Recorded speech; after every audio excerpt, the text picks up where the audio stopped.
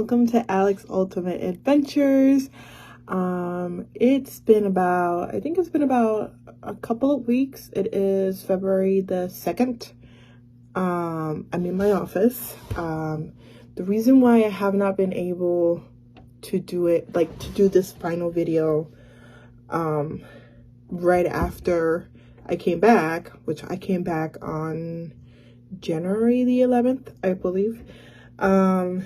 It's because I've been moving and I'm in the moving process, and I officially move everything out of my apartment by February the 11th. So it's like a month. I came back on January the 11th and I had like a month to leave. So anyways, we'll just say very quickly, what are some things that I enjoy about the trip? Definitely did enjoy Edinburgh. I love Scotland. I was able to feed a Highland Coos cow. I was able to go to the Mary King Crossing, I think was what it's called. That was pretty cool, which was like going underneath from where it was at. And then I think my third highlight of the tour was seeing the Highlands, because I really wanted to. I've read books on Scotland, and I'm a bit Outlander girl, and oh my god, I loved visiting the Dunes Castle. That was pretty an epic deal for me. So those were my 3 big highlights of the trip. So I really do truly enjoy Scotland. So yeah. Okay, so my not so good highlights. Okay, so depending on who you are and depending on like what trip are you going with, I would just recommend to be prepared for laundry. That was a very big issue. If you know, you know. If you watched the video, you know. Yeah, so I would just really recommend that you kind of figure that out, because it can be very troublesome. And honestly, like, I wouldn't want anyone to go through with that again. And also, yeah, it's just, I don't know. It was just my cup of tea, that was all. And then I would say another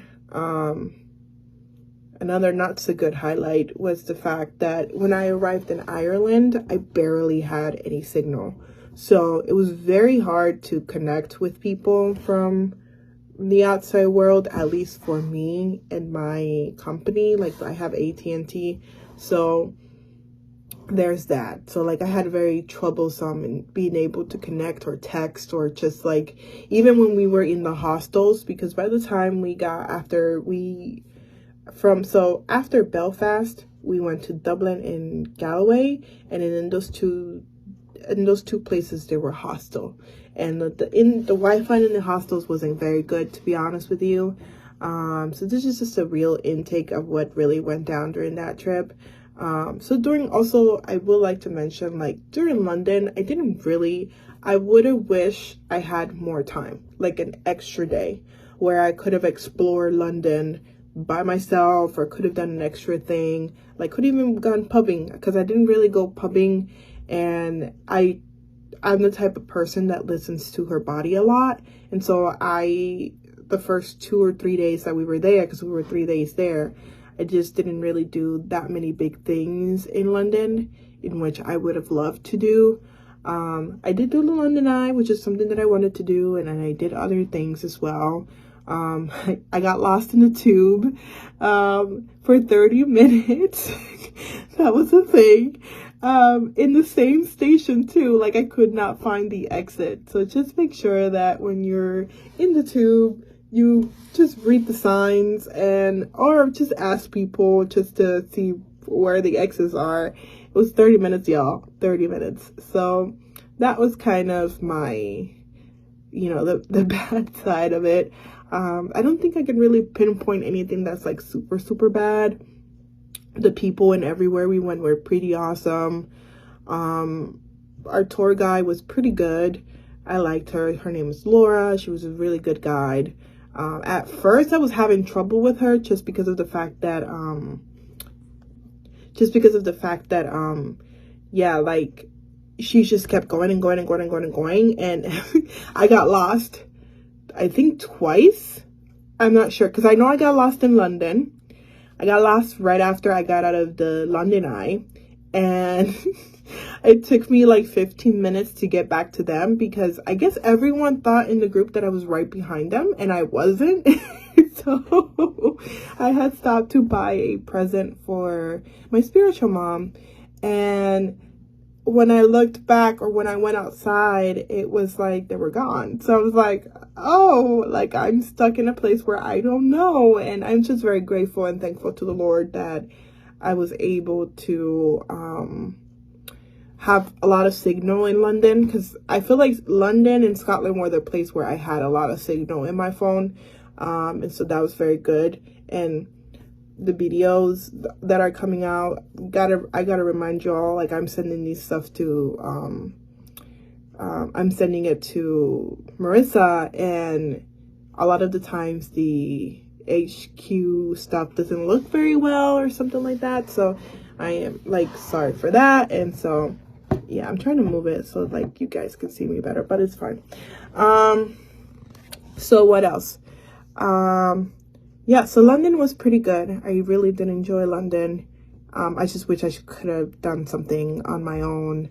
And yeah, like being able to do some things extra. I did go to the Alice in Wonderland thingy that was going on, the museum, the amusement park with a friend of mine that I have not seen for a really long time. And it was just really good, and I really did enjoy that as well.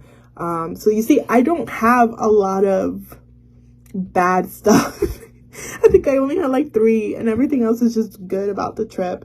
So yeah, overall the trip was really good. I think I would give it a 7 out of 10, just because of the fact that it wasn't, I wish I would have had more time in London, and I wish I would have had more time in Scotland, and a little bit of less time in Ireland.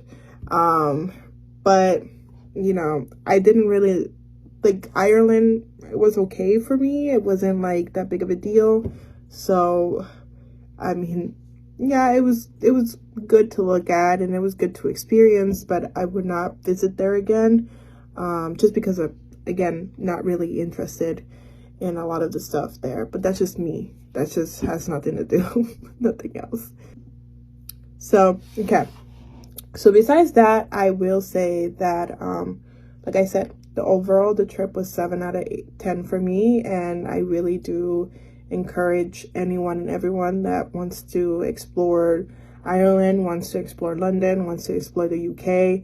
Oh, I forgot to tell y'all, I went to Liverpool, and like we made a lot of stops along the way just to go to Scotland. So that was really cool. We had a lot of free time. I would just say use your free time wisely, because you're going to be exhausted. And yeah, I think overall that's pretty much it on my part.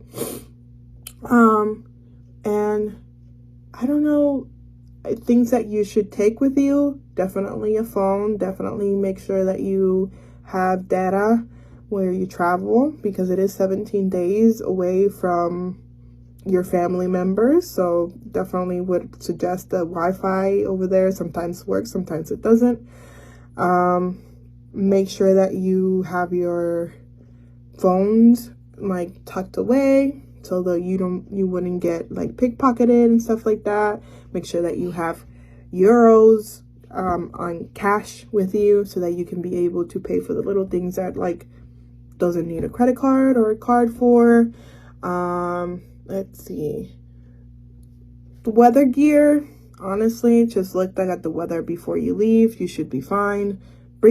I would say bring up an umbrella for London, like, because it was raining, and Scotland too. It was raining a lot, and it was winter over there. So it was in December, and it was raining like December, January. So it was raining a lot. So just bring an umbrella. You don't have to bring like that many water suit or anything like that. You should be fine with just like good boots and good pairs of shoes that you are you know, because you're going to be walking a lot. There's going to be a lot of like splashes, puddles here and there. So just, yeah, on that part.